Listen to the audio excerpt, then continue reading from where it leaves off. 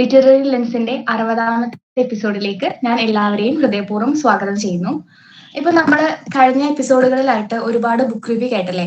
അപ്പൊ ഇന്ന് അതിലും കുറച്ച് ഡിഫറെന്റ് ആയിട്ട് നമുക്കൊരു മൂവി റിവ്യൂ ആണ് ഇൻസ നമുക്ക് വേണ്ടി ഒരുക്കിയിട്ടുള്ളത്. അപ്പോൾ ഇത് പ്രസന്റ് ചെയ്യാൻ വേണ്ടിയിട്ട് ഞാൻ ഇൻസയെ സ്വാഗതം ചെയ്യുന്നു. Thank you Lakshmi. Good evening all. ഞാൻ ഇന്നൊരു മൂവിയുടെ റിവ്യൂ ആയിട്ടാണ് വന്നിട്ടുള്ളത്. റാണി മുഖർജി, അനിബർ ഭട്ടാചാര്യ, നീന ഗുപ്ത, ജിം സർബർ എന്നിവർ അഭിനയിച്ച് ആഷിമ ജിംബർ രചനയും സംവിധാനവും ചെയ്ത് 2023 പുറത്തിറങ്ങിയ ഒരു ഹോളിവുഡ് മൂവിയാണ് മിസസ് ചാറ്റർജി വേഴ്സസ് നോർവേ. ഇതൊരു റിയൽ ഇവന്റിനെ ബേസ് ചെയ്തിട്ടാണ് ഈ ഒരു മൂവി ചെയ്തിട്ടുള്ളത്. യൂറോപ്യൻ കൺട്രീസിൽ ന്യൂസിലൊക്കെ ഉണ്ടായിരുന്നു, അവിടുത്തെ പാരൻസ് കുട്ടികളെ നല്ല രീതിയിൽ നോക്കിയിട്ടില്ലെങ്കിൽ അവിടുത്തെ ഗവൺമെന്റ് കുട്ടികളെ ഏറ്റെടുക്കും. പിന്നീട് കുട്ടികളുമായിട്ട് യാതൊരു വിധത്തിലുള്ള റിലേഷൻസും ആ ഒരു പാരൻസിന് ഉണ്ടാവില്ല. അവർക്ക് കുട്ടികളെ കാണാനോ പിന്നീടുള്ള യാതൊരു വിധ ബന്ധവും പാരൻസും കുട്ടികളും ഉണ്ടാവില്ല. പിന്നെ അതിനെ തുടർന്നിട്ടാണ് അതിനുശേഷമാണ് ഈ ഒരു ഫിലിം പുറത്തിറങ്ങിയിട്ടുള്ളത്. ഞാൻ പറഞ്ഞ ഇത് റിയൽ ഇവന്റിനെ ബേസ് ചെയ്തിട്ടുള്ള ഒരു മൂവിയാണ്. തന്റെ കുട്ടികൾക്ക് വേണ്ടിയിട്ട് ഒരു രാജ്യത്തിനെതിരെ പോരാടിയ ഒരു യുവതിയുടെ സ്റ്റോറിയാണ്, ഒറ്റയാൾ പോരാട്ടം നടത്തിയ ഒരു യുവതിയുടെ സ്റ്റോറിയാണ്. സാഗരിക ഭട്ടാചാര്യ എന്ന് പറഞ്ഞൊരു യുവതിയുടെ സ്റ്റോറിയാണിത്. സാഗരിക ചക്രവർത്തിയും ഭർത്താവ് അനുരൂപ് ഭട്ടാചാര്യയും 2011 നോർവേയിലേക്ക് താമസം മാറാണ്. അവർക്ക് 2 വയസ്സ് പ്രായമുള്ള മകനും പിന്നെ 6 വയസ്സ് പ്രായമുള്ള ഒരു മകളെയും അവിടുത്തെ നോർവീജിയൻ ഗവൺമെന്റ് കുട്ടികളെ കൊണ്ടുപോവാണ്. അപ്പോൾ അതിന് അവര് പറഞ്ഞ കാരണം എന്ന് വെച്ചാല് കുട്ടികൾക്ക് അമ്മ കൈകൊണ്ട് ഫുഡ് കൊടുക്കുന്നത്, പൊട്ട് തൊടിയിപ്പിക്കുന്നത്, മാതാപിതാക്കള് ഈ പാരൻസിനോടൊപ്പം അമ്മ കുട്ടികളെ ഉറക്കുന്നത്, അതൊക്കെയാണ് ഇവര് കുട്ടികളെ ഏറ്റെടുക്കാനുള്ള കാരണം എന്ന് പറയുന്നത്. അപ്പോൾ ഇതിനൊക്കെ എതിരെയായിട്ടാണ് ഈ ഒരു യുവതി ആ ഒരു രാജ്യത്തിനോടും രാജ്യത്തിന്റെ നിയമത്തിനോടും എതിരെയൊക്കെ പോരാടിയിട്ടാണ് ഈ ഒരു ഫിലിം ഒരുക്കിയിട്ടുള്ളത്. അപ്പോ സാഗരിക എന്നൊരു അമ്മയുടെ ഒരു പോരാട്ടത്തിന് ശേഷമാണ് ഈ ഒരു ഫിലിം ഇറക്കിയിട്ടുള്ളത്. ഇതില് 3 വർഷത്തെ ഒരു കാര്യമാണ് 2.25 മണിക്കൂർ ദൈർഘ്യമുള്ള ഒരു ഫിലിമായിട്ട് ഹോളിവുഡ് നമുക്ക് ഇറക്കിയിട്ടുള്ളത്.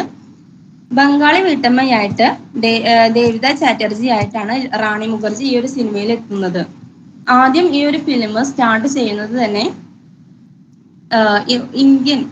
പക്ക ഇന്ത്യൻ വ്യൂമൺ ആയിട്ടാണ് റാണി മുഖർജി ഓരോ കാര്യങ്ങളും ചെയ്യുന്നത്. റാണി മുഖർജി ഇന്ത്യയിലത്തെ കൾച്ചർ ഫോളോ ചെയ്യുന്നതും ഇന്ത്യൻ കൾച്ചറും പിന്നെ റിച്വൽസും ഒക്കെ എങ്ങനെയാണ് കുട്ടികളുടെ ഇടപെടുന്നത് അതൊക്കെ കറക്റ്റ് ആയിട്ട് ഈ ഒരു ഫിലിമിലൂടെ നമുക്ക് കാണിച്ചു തരുന്നുണ്ട്. നമുക്കൊക്കെ ദേഷ്യം വന്നാല് ഒബ്വിയസ്ലി നമ്മൾ ചെറുതായിട്ടൊക്കെ കുട്ടികളെ അടിക്കും, വഴക്ക് പറയും. അതിനൊക്കെ എതിരെയായിട്ട് ഈ ഒരു രാജ്യവും രാജ്യത്തെ നിയമങ്ങളൊക്കെ ഇതിനൊക്കെ എതിരെയായിരുന്നു. പിന്നീട് കുട്ടികളെ ഈ ഒരു ചൈൽഡ് വെൽഫെയർ അസോസിയേഷൻ കുട്ടികളെ ഏറ്റെടുത്തതിന് ശേഷം കുട്ടികൾ നഷ്ടപ്പെടുന്നതും തുടർന്ന് കഥാപാത്രം കടന്നു പോകുന്ന എല്ലാ മാനസികപരമായ രീതികളും പ്രകടനം കൊണ്ട് റാണി മുഖർജി വളരെയധികം അഭിനയിച്ച് കാണിച്ചിട്ടുണ്ട്. പക്ഷെ ഇതിലൊരു നെഗറ്റീവ് സൈഡ് എന്ന് വെച്ചാല് കുട്ടിയെ നഷ്ടപ്പെട്ടിട്ട് ഇതിനൊക്കെ എതിരെ പോരാടുമ്പോൾ റാണി മുഖർജി ഇതിലെ ആക്ടർ എന്ന് വെച്ചാൽ വളരെ നല്ല മേക്കപ്പ് ഒക്കെ ഇട്ട് നല്ല ജ്വല്ലറീസും സാരീസും ഒക്കെ ഇട്ടിട്ടാണ് വെയർ ചെയ്തിട്ടാണ് റാണി മുഖർജി ഈ ഒരു സിനിമയിലൂടെ എത്തുന്നത്. അപ്പോൾ അതൊക്കെ നമുക്ക് ഒരു റിയലിസ്റ്റിക് സിറ്റുവേഷൻസ് നമുക്ക് ഉൾക്കൊള്ളാൻ, ഒരു അമ്മയുടെ റിയലിസ്റ്റിക് സിറ്റുവേഷൻസ് നമുക്ക് ഉൾക്കൊള്ളാൻ സാധിച്ചിട്ടില്ല. കാരണം ഓവറായ മേക്കപ്പും ഡ്രസ്സിങ് സ്റ്റൈലും ഒക്കെ നമുക്കൊരു നെഗറ്റീവ് സൈഡായിട്ട് പറയാൻ പറ്റും. പക്ഷെ എന്നിരുന്നാലും പ്രകടനം കൊണ്ട് റാണി മുഖർജി ഈ എല്ലാത്തിനെയും മറികടന്നിട്ടുണ്ടായിരുന്നു. പിന്നീട് 6 മാസം പ്രായമുള്ള ഒരു കുട്ടി ആയതുകൊണ്ട് തന്നെ ഈ ഒരു അമ്മ ഫീഡിങ് മദർ ആണ്. അപ്പോൾ ഓരോ അമ്മയുടെ ബുദ്ധിമുട്ട് റാണി മുഖർജി അതിൽ കറക്റ്റായിട്ട് കാണാൻ പറ്റുന്നുണ്ട്. ഫീഡ് ചെയ്ത് ഫ്രിഡ്ജിൽ സ്റ്റോർ ചെയ്ത് പിറ്റേ ദിവസമാണ് ഈ ഒരു ചൈൽഡ് വെൽഫെയർ അസോസിയേഷനിൽ കൊടുക്കുന്നത്. അപ്പോൾ അത് കറക്റ്റായിട്ട് ഡയറക്റ്റ് കുട്ടീനെ കാണുന്നില്ല. ഒരു ബോട്ടിൽ അവിടെ വെച്ചിട്ട് വേറൊരാളാണ് അവിടെ കൊണ്ടുപോയി കൊടുക്കുന്നത്. പിന്നീട് ആ ഫീഡിങ് ചെയ്യും മിൽക്ക് കിട്ടാതെ വരുമ്പോൾ ഒരു ബുദ്ധിമുട്ടും അതൊക്കെ പ്രകടനം കൊണ്ടും ഓരോ സിറ്റുവേഷൻസ് ഒക്കെ നല്ല അടിപൊളിയായിട്ടാണ് റാണി മുഖർജി കാഴ്ചവെച്ചിട്ടുള്ളത്. പിന്നീട് എന്നാൽ ഇതില് നേരെ ഓപ്പോസിറ്റ് ആയിട്ടാണ് ഇതിന് ഹസ്ബൻഡ് റാണി മുഖർജി ഇതിന് ഓപ്പോസിറ്റ് ആണ്. അനബർ ഭട്ടാചാര്യ ആണ് ഇതിന് ഹസ്ബൻഡ് ആയിട്ട് വന്നിട്ടുള്ളത്. അതിനെ നമുക്ക് കാണുമ്പോൾ തന്നെ വെറുപ്പ് തോന്നിപ്പിക്കുന്ന ഒരു വിധത്തിലുള്ള ആക്ടിംഗ് ആണ് അനർബർ ഭട്ടാചാര്യ അഭിനയിച്ചിട്ടുള്ളത്. തൻ്റെ അന്തസ്സും ചുറ്റുപാടും ഒക്കെ മാത്രം നോക്കിയിട്ടുള്ള ഒരു വ്യക്തിയായിട്ടാണ് ഇതിൽ ആക്ട് ചെയ്തിട്ടുള്ളത്. പിന്നീട് റാണി മുഖർജി തൻ്റെ കുട്ടികളെ ഏറ്റെടുക്കുമ്പോൾ ഇവര് പറയണ ഇവള് ദേവിക ചാറ്റർജി യാതൊരു വിധത്തിലുള്ള സപ്പോർട്ടും കുട്ടികൾക്ക് കൊടുത്തിട്ടില്ല. എപ്പോഴും കുട്ടികളെ അടിക്കുന്നു, എപ്പോഴും ഒരു കൾച്ചറും റിച്വൽസിന്റെ ബേസിലാണ് ഇവര് ജീവിച്ചു പോകുന്നത് എന്നൊക്കെ ഇവര് ഈ ഒരു രാജ്യങ്ങളും നിയമങ്ങളും എല്ലാവരും ഇവളെ എഗെയിൻസ്റ്റ് ആയി പറയുമ്പോഴും ഇവളെ ഹസ്ബൻഡിന്റെ ഭാഗത്ത് നിന്ന് യാതൊരു വിധത്തിലുള്ള സപ്പോർട്ടും ഇവൾക്ക് ലഭിക്കുന്നില്ല. അപ്പോ ഓട്ടോമാറ്റിക്കലി ഇവളെന്താണ് അൺകോൺഷ്യസ് ആയിട്ട് എല്ലാ രീതിയിലും പെരുമാറാണ്. അപ്പോ ഇതിനെല്ലാതും എഗെയിൻസ്റ്റ് ആയിട്ടാണ് ആക്ടിങ് നന്നായിട്ടുണ്ടായിരുന്നു. നമുക്ക് കാണുമ്പോൾ തന്നെ നമുക്ക് തന്നെ ഒരു വെറുപ്പ് തോന്നിപ്പിച്ചിട്ടുള്ള ഒരു അഭിനയമായിരുന്നു. പിന്നെ ജിം സർബ് ഇതിലെ നോർവീജിയൻ ലോയർ ആയിട്ടാണ് പെർഫോം ചെയ്തിട്ടുള്ളത്. അതിന്റെ അഭിനയം നന്നായിട്ടുണ്ടായിരുന്നു. പിന്നീട് ഇതിന് പറ്റിയ ഓരോ സിറ്റുവേഷൻസും ആപ്റ്റായ മ്യൂസിക് ആണ് കൊടുത്തിട്ടുണ്ടായിരുന്നത്. ആ ഒരു മ്യൂസിക്കും BGM ഒക്കെ ആ ഒരു സിറ്റുവേഷൻസിന്റെ തീവ്രത എത്രത്തോളം ഉണ്ടെന്ന് നമുക്ക് കാണിച്ചു തരാൻ സാധിച്ചിട്ടുണ്ട്. 3 വർഷത്തെ പോരാട്ടത്തിന് ശേഷമാണ് റാണി മുഖർജിക്ക് സാഗരിക എന്ന വ്യക്തിക്ക് തന്റെ മകൾ തിരിച്ചു കിട്ടിയിട്ടുള്ളത്. അപ്പൊ ഈ ഒരു 3 വർഷത്തെ കാര്യങ്ങളൊക്കെ 2.25 മണിക്കൂർ ദൈർഘിപ്പിച്ചുകൊണ്ടാണ് ഈ ഹോളിവുഡ് മൂവി ഒരുക്കിയിട്ടുള്ളത്. ഈ ഒരു ഫിലിമിന് ഒരുപാട് അലിഗേഷൻസ് ഉണ്ടായിട്ടുണ്ട്. ചൈൽഡ് വെൽഫെയർ അസോസിയേഷനെതിരെയായിട്ട് ഒരുപാട് കാര്യങ്ങൾ ഇവർക്ക് ഉണ്ടായിട്ടുണ്ടായിരുന്നു ഈ ഫിലിം ഇറങ്ങിയതിനു ശേഷം. ഫസ്റ്റ് പറയണെന്ന് വെച്ചാൽ ചൈൽഡ് വെൽഫെയർ അസോസിയേഷൻ എപ്പോഴും പ്രോഫിറ്റ് ഓറിയന്റഡ് ആയിട്ടാണ് വർക്ക് ചെയ്യുന്നത്. ഇത് ഒരിക്കലും കുട്ടികളുടെ നല്ലതിന് വേണ്ടിയിട്ടല്ല പ്രവർത്തിക്കുന്നത്. ഇവര് എപ്പോഴും ഓരോ കുട്ടികളെ വരുമ്പോഴും അവർക്ക് ഓരോ സ്റ്റാഫിനും അതിൻ്റെതായ പ്രോഫിറ്റ് കിട്ടുന്നുണ്ട്. അല്ലാണ്ട് കുട്ടികളുടെ ഭാവിക്കും അവരുടെ നല്ലതിന് വേണ്ടിയിട്ടല്ല ഈ ഒരു സിസ്റ്റം നടപ്പിലാക്കുന്നത് എന്നാണ് ഫസ്റ്റ് പറയണത്. പിന്നെ രണ്ടാമത് പറയണത് കൈകൊണ്ട് ഫുഡ് കൊടുക്കുന്നതും പിന്നെ അവരെ അടിക്കുന്നത്, പൊട്ട് തൊടിയിപ്പിക്കുന്നത്, ഇതൊക്കെ ചൈൽഡ് വെൽഫെയർ അസോസിയേഷൻ ടീമൊക്കെ നിരീക്ഷിച്ചിട്ട് ഇവരെ വീട്ടിലേക്ക് വന്നിട്ട് ഒബ്സർവ് ചെയ്യും. എങ്ങനെയാണ് ഈ അമ്മ കുട്ടികളോട് പെരുമാറുന്നത്, അവരുടെ ബിഹേവിയർ എങ്ങനെയാണ്, കുട്ടികളോട് പാരന്റ്സിനോട് ഹസ്ബൻഡ് ആൻഡ് വൈഫ് റിലേഷൻസ് എങ്ങനെയാണ് പോകുന്നത്, അതൊക്കെ കുട്ടികൾക്ക് എങ്ങനെയൊക്കെ മെന്റലി ഫിസിക്കലി കുട്ടികൾക്ക് അത് എങ്ങനെയൊക്കെ ബാധിക്കുന്നുണ്ട് എന്നൊക്കെ ഇവർ ഒബ്സർവ് ചെയ്തിട്ട് അവർക്ക് പറ്റില്ലെങ്കിൽ, ഈ ടീമിന് പറ്റില്ലെങ്കിൽ ഇവരെ പാരന്റ്സിന്റെ സമ്മതമില്ലാതെയാണ് കുട്ടികളെ കൊണ്ടുപോകുന്നത്. അപ്പോ അങ്ങനെ കൊണ്ടുപോകുന്നു, അങ്ങനെ കുട്ടികളിൽ നിന്ന് മാറ്റുന്നു എന്നാണ് രണ്ടാമത്തത്. അപ്പോ ഇന്ത്യയിൽ നിന്ന് നോർവിച്ച് എംബസിയിൽ നിന്ന് അവിടുത്തെ അംബാസിഡർ ഒരു സ്റ്റേറ്റ്മെന്റ് പുറത്തിട്ട് വിട്ടു ഇതിനൊക്കെ എതിരായിട്ട്. ഇവര് പറയണത് കുട്ടികൾക്ക് ഫുഡ് കൊടുക്കുന്നതും പാരന്റ്സ് കുട്ടികളെ കൂടെ ഓർക്കുന്നതും ഒക്കെ ഒരു നോർമലായ കാര്യമാണ്. അതുകൊണ്ട് ഒരിക്കലും ഇവിടുത്തെ നോർവീജിയൻ ആൾക്കാര് കുട്ടികളെ കൊണ്ടുപോകില്ല. പിന്നെ രണ്ടാമത് പറയണത് കുട്ടികളെ കൊണ്ടുപോകുന്നത് ഒരിക്കലും പ്രോഫിറ്റ് ഓറിയന്റഡ് ആയ കാര്യമല്ല. കുട്ടികളെ അവര് ഈ വെൽഫെയർ അസോസിയേഷൻ ഏറ്റെടുക്കുമ്പോൾ അതിനുശേഷം എല്ലാ കാര്യങ്ങളും ഇവരാണ് നോക്കുന്നത്. കുട്ടികൾ ഭാവിക്കുള്ള എല്ലാ കാര്യങ്ങളും ഇവരാണ് നോക്കുന്നത്. പിന്നെ ഈ ചൈൽഡ് വെൽഫെയർ അസോസിയേഷന്റെ മെയിൻ എയിം എന്ന് വെച്ചാൽ കുട്ടികളെ അവകാശം നേടിയെടുക്കല്, പിന്നീട് കുട്ടികളെ വളർത്താനുള്ള എല്ലാ ചെലവും അവരാണ് കാണുന്നത്. വേറെ പാരന്റ്സിന് അവർക്ക് ആയ ഒരു പാരന്റ്സിനെ കുട്ടികൾക്ക് കൊടുക്കുന്നു. പിന്നെ അതൊരിക്കലും ഒരു പ്രോഫിറ്റ് ഓറിയന്റഡ് ആയ സിസ്റ്റം അല്ല എന്നാണ് പറയുന്നത്. പിന്നെ അവര് പറയണത് പല കൾച്ചറും ഉള്ള ആൾക്കാരും ഇവിടെ താമസിക്കുന്നുണ്ട്. സോ അവർ കൾച്ചറൽ ഡൈവേഴ്സിറ്റി ആക്സെപ്റ്റ് ചെയ്യുന്ന അംഗീകരിക്കുന്ന ഒരു രാജ്യമാണ് നോർവേ എന്ന് പറയുന്നത്. പിന്നീട് ഒരിക്കലും കൾച്ചറിന് അഗെയിൻസ്റ്റ് ആയിട്ട് അവർ പറയുന്നില്ല എന്ന് പറയുന്നത്. പിന്നെ അവര് ഇതിന് അഗെയിൻസ്റ്റ് ആയിട്ട് പറഞ്ഞ കുട്ടികൾ അവകാശം നിഷേധിക്കുമ്പോൾ, അവരെ അബ്യൂസ് ചെയ്യുമ്പോഴൊക്കെയാണ് ഇവര് പാരന്റ്സിൽ നിന്ന് കുട്ടികളെ ഏറ്റെടുക്കുന്നത്. അപ്പോൾ ഈ കൺട്രിയിൽ ഈ രാജ്യത്ത് വേറെ എന്തിനെക്കാട്ടിയും ഇമ്പോർട്ടൻസ് കൊടുക്കുന്നത് അവർ കുട്ടികൾക്കാണ്. ഇവിടുത്തെ പൗരൻ ആ ഒരു കുട്ടി അവിടുത്തെ പൗരനാവണമെന്നൊന്നുമില്ല. കുട്ടി അവിടുത്തെ പൗരൻ ഏത് കുട്ടിയായാലും ആ കുട്ടി ജനിച്ചത് മുതൽ അവർക്ക് എല്ലാ അവകാശങ്ങളും അവർ നേടിയെടുക്കാൻ ശ്രമിക്കുന്നുണ്ട്.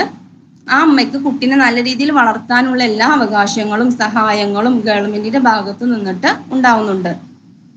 ഡെലിവറി നടക്കുന്ന സമയത്ത് ഇന്ത്യൻ റുപ്പി ഏകദേശം 8 lakh വരെ ഗവൺമെന്റ് ഈ അമ്മയുടെ അക്കൗണ്ടിലേക്ക് വരുന്നുണ്ട്. എന്തിനാന്ന് വെച്ചാൽ കുട്ടികളുടെ എല്ലാ കാര്യങ്ങളും നല്ല രീതിയിൽ നടത്താൻ വേണ്ടിയിട്ട്. പിന്നീട് അവർ പറയണത് ഓരോ മാസവും 10,000 രൂപ വെച്ചിട്ട് ഗവൺമെന്റ് ഇങ്ങോട്ട് തരും. ഇതൊക്കെ കൊടുക്കുമ്പോഴും ഈ പാരന്റ്സ് അഷ്യൂർ ചെയ്യണം കുട്ടികൾക്ക് എല്ലാ വിധത്തിലുള്ള റൈറ്റ്സും അവരുടെ ലൈഫ് നല്ല രീതിയിൽ നടക്കുന്ന കുട്ടികൾക്ക് നല്ല രീതിയിൽ എല്ലാ കാര്യങ്ങളും നല്ലതുപോലെ കൊടുക്കുന്നുണ്ടോ എന്നും, അവിടുത്തെ ക്ലൈമറ്റ്സ് ഒക്കെ ഇടയ്ക്ക് മാറുമ്പോൾ അതിൻ്റെതായ ഡ്രസ്സസും ഫുഡൊക്കെ നല്ല രീതിയിൽ കൊടുക്കുന്നുണ്ട് എന്ന് പാരന്റ്സ് ഉറപ്പുവരുത്തണം. പിന്നീട് അതൊക്കെ നല്ലപോലെ ശ്രദ്ധിക്കാനാണ് ഗവൺമെന്റിന്റെ ഭാഗത്ത് ഇത്തരത്തിലുള്ള സഹായമൊക്കെ കൊടുക്കുന്നത്. പിന്നെ അവർ പറയണത് 1 വയസ്സ് മുതൽ ബാണഹാഗി എന്ന് പറഞ്ഞ കിൻഡർ ഗാർഡൻ, അവിടെ കുട്ടികളെ കിൻഡർ ഗാർഡൻ അവര് ഒരുപാട് മെജോറിറ്റി ആൾക്കാരും വർക്ക് വ്യൂമൺ ആയതുകൊണ്ട് തന്നെ 1 വയസ്സ് മുതൽ അവിടുത്തെ ആൾക്കാരൊക്കെ കിൻഡർ ഗാർഡനിൽ കുട്ടികളെ കൊണ്ടുപോയി ചേർക്കും. അപ്പോൾ ആ കുട്ടീനെ ചേർക്കുമ്പോൾ അവിടുത്തെ അവിടുത്തെ ടീച്ചേഴ്സ് കുട്ടികളോട് ചോദിക്കും ഓരോ കാര്യങ്ങളും. വീട്ടിലത്തെ അവസ്ഥ എങ്ങനെയാണ്, വീട്ടിൽ കുട്ടികളെ അടിക്കുന്നുണ്ടോ, കുട്ടികൾക്ക് എന്തെങ്കിലും വിഷമം ഉണ്ടോ, പിന്നെ അതേപോലെ തന്നെ ഹസ്ബൻഡ് മദർ ആൻഡ് ഫാദർ തമ്മിലുള്ള റിലേഷൻഷിപ്പ് എങ്ങനെയാണ്, അതൊക്കെ കുട്ടികളോട് ചോദിച്ചറിയും ഈ ടീച്ചേഴ്സ്. അപ്പൊ അതിലെന്തെങ്കിലും അവർക്ക് എന്തെങ്കിലും നെഗറ്റീവായിട്ട് തോന്നിയിട്ടുണ്ടെങ്കിൽ ഇവിടുത്തെ ടീച്ചേഴ്സ് ചൈൽഡ് വെൽഫെയർ അസോസിയേഷന് അവരോട് വിവരം അറിയിക്കും. എന്നിട്ട് അവിടെ നിന്ന് 2 ആൾക്കാർ വന്നിട്ട് ഈ കുട്ടികളെ വീട്ടിൽ പോയിട്ട് അവർ പോലും അറിയാതെ, എന്നുവെച്ചാൽ പാരന്റ്സ് ഒന്നും അറിയാതെ വീട്ടിൽ വന്നിട്ട് എല്ലാ കാര്യങ്ങളും ഒബ്സർവ് ചെയ്യും. കുട്ടികളോടുള്ള അവരുടെ ബിഹേവിയർ, അവര് ഫുഡിങ് സ്റ്റൈല്, അവരെങ്ങനെയാണ് ഹസ്ബൻഡ് തമ്മിലുള്ള റിലേഷൻസ് എങ്ങനെയാണ്, അതൊക്കെ നല്ല രീതിയിൽ അവര് ഒബ്സർവ് ചെയ്യും. പിന്നീട് ആ കുട്ടികൾക്ക് എന്തെങ്കിലും ഫിസിക്കലി മെന്റലി കുട്ടികൾക്ക് എന്തെങ്കിലും ഇമോഷൻസ് എന്തെങ്കിലും ബുദ്ധിമുട്ടുണ്ടോ എന്നൊക്കെ അവര് ഒബ്സർവ് ചെയ്തിട്ടാണ് കുട്ടികൾ അവർ കൊണ്ടുപോകുന്നത്. അപ്പോ ഇവര് കുട്ടികളെ ചീത്ത പറയുന്നതിനും അടിക്കുന്നതിനൊക്കെ വളരെയധികം എഗെയിൻസ്റ്റ് ആണ്. ഇവര് പറയണത് വെച്ചാൽ കുട്ടികൾ എന്തെങ്കിലും തെറ്റ് ചെയ്തിട്ടുണ്ടെങ്കിൽ ഇവരെ ഒരിക്കലും അടിക്കരുത്. ഇവർക്ക് ഇഷ്ടമുള്ള ടോയ്സ് മാറ്റിവെക്കുക, ഇഷ്ടമുള്ള കാർട്ടൂൺസ് വെക്കാതിരിക്കുക, പിന്നെ ഒറ്റയ്ക്ക് കളിക്കാൻ വിടുക, അങ്ങനത്തെ ചെറിയ ചെറിയ രീതിയിലുള്ള പണിഷ്മെന്റ് കൊടുക്കാം. ഒരിക്കലും അവരെ ഉപദ്രവിച്ചിട്ടോ ചീത്ത പറഞ്ഞിട്ടോ ഒരിക്കലും അവരെ ഉപദ്രവിക്കരുത് എന്നാണ് ഇവിടുത്തെ ഒരു സിസ്റ്റം.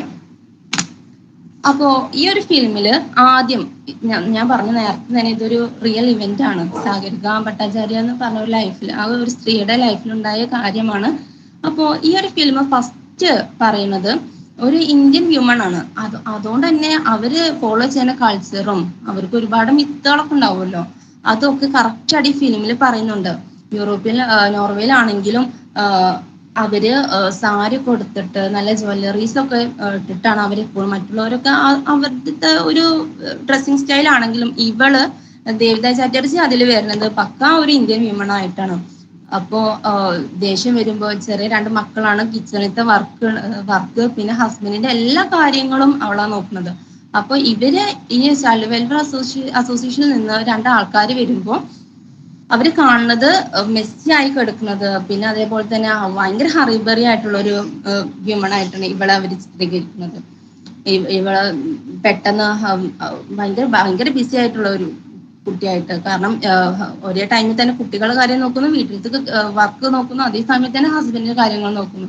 അപ്പോഴാണ് ഇവരുടെ ഓരോ ഒബ്സർവേഷനും വരുന്നത്. അപ്പൊ ഒബ്വിയസ്ലി എന്തെങ്കിലും ദേഷ്യം കുട്ടികൾ ചെറുതായിട്ടൊക്കെ അടിച്ചിട്ടുണ്ടായിട്ടുണ്ട്.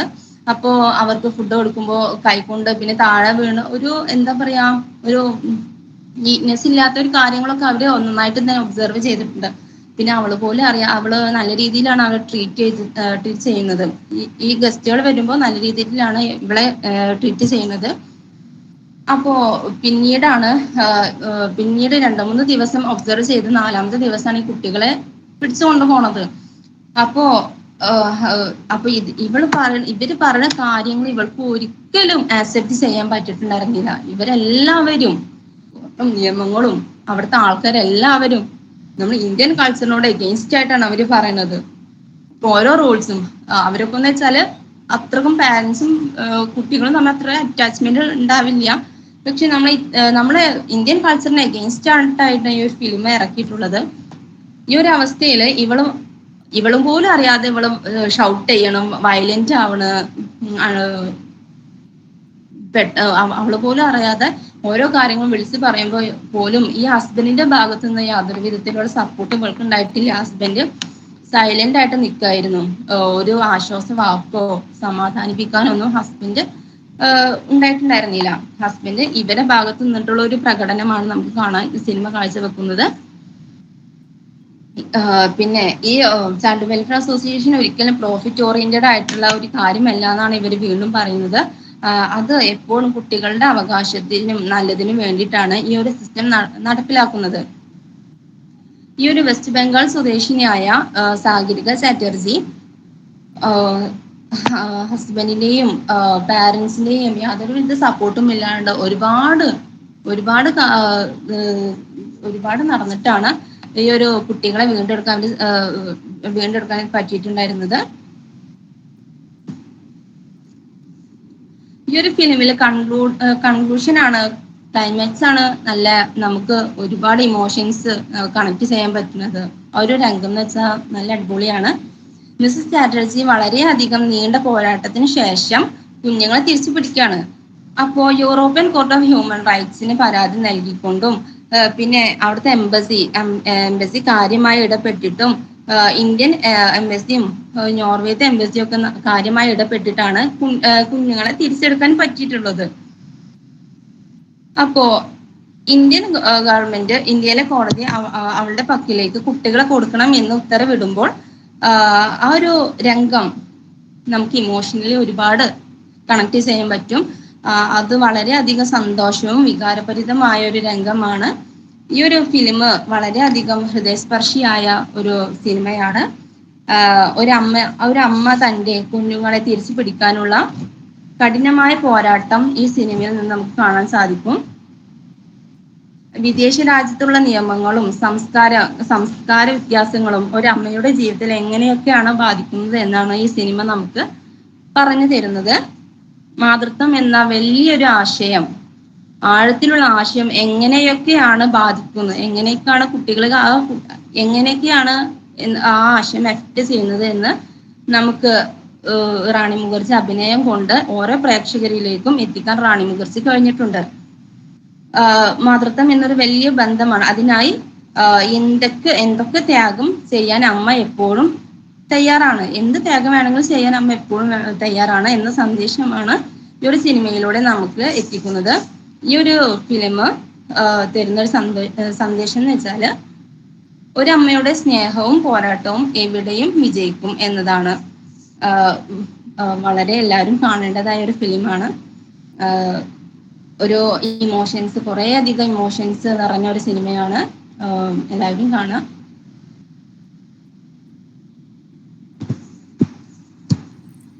Thank you Insa for your engaging presentation. Mrs Chatterjee versus Norway എന്ന ഈ ഒരു മൂവിയിൽ എന്താ പറയാ, ഒരു നല്ല സീരിയസ് ഇഷ്യൂ ആണ് തുറന്നു കാണിച്ചിട്ടുള്ളത്. പിന്നെ ഒരു രാജ്യത്തിനെതിരെ ഒറ്റയാൾ പോരാട്ടം നടത്തിയതിന് വേണ്ടിയിട്ട് സ്വന്തം കുട്ടികളെ തിരികെ ലഭിക്കാൻ വേണ്ടിയിട്ട് ഒറ്റയാൾ പോരാട്ടം നടത്തിയിട്ടുള്ള ഒരു സാഗരിക എന്ന ഒരു അമ്മയുടെ കഥയാണ് ഇൻസ നമുക്കിപ്പോ പറഞ്ഞു തന്നത്. ഇതൊരു സിനിമയിലുപരി റിയൽ സ്റ്റോറി ആണ് നമ്മൾ ചിന്തിക്കുമ്പോഴാണ് ഇതിന്റെ ആ ഒരു തീവ്രത നമുക്ക് മനസ്സിലാവുക.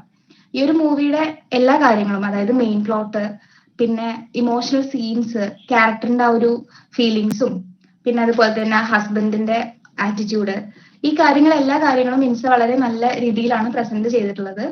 പിന്നെ അതുപോലെ തന്നെ നമുക്ക് സാഗരിക എന്നുള്ള ഒരു അമ്മയിൽ നമുക്ക് ഒരു ഇന്ത്യൻ കൾച്ചർ ഫോളോ ചെയ്യുന്ന ഒരു സാധാരണ ഒരു വുമണായിട്ട് നമുക്ക് കാണാൻ കഴിയും. പിന്നെ അപ്പോൾ അടുത്തതായിട്ട് ഫീഡ്ബാക്ക് സെഷൻ ആണ്. ഫീഡ്ബാക്ക് പറയാൻ വേണ്ടിയിട്ട് ഞാൻ ആദ്യം വിനീതയെ ക്ഷണിക്കുന്നു. വിനീത.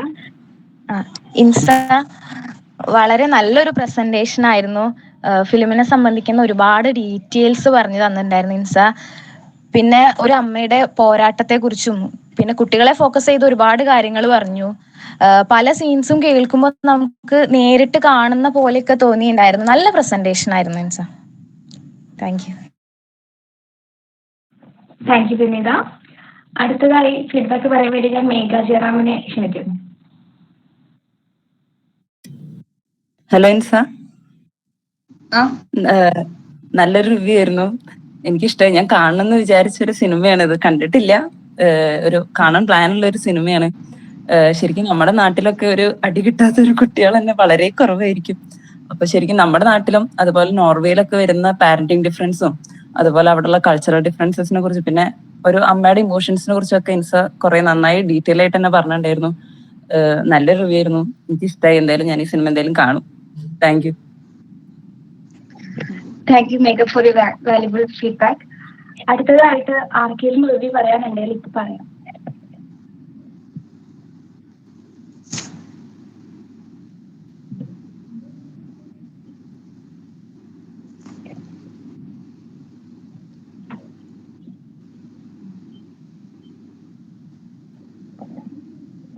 ആർക്കെങ്കിലും റിവ്യൂ പറയാനുണ്ടോ?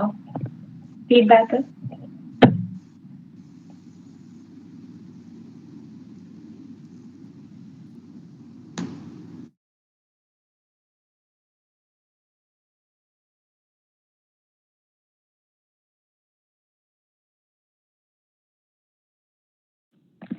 ഓക്കെ, അപ്പോൾ ഇന്നത്തെ സെഷൻ നമുക്കിവിടെ കൺക്ലൂഡ് ചെയ്യാം.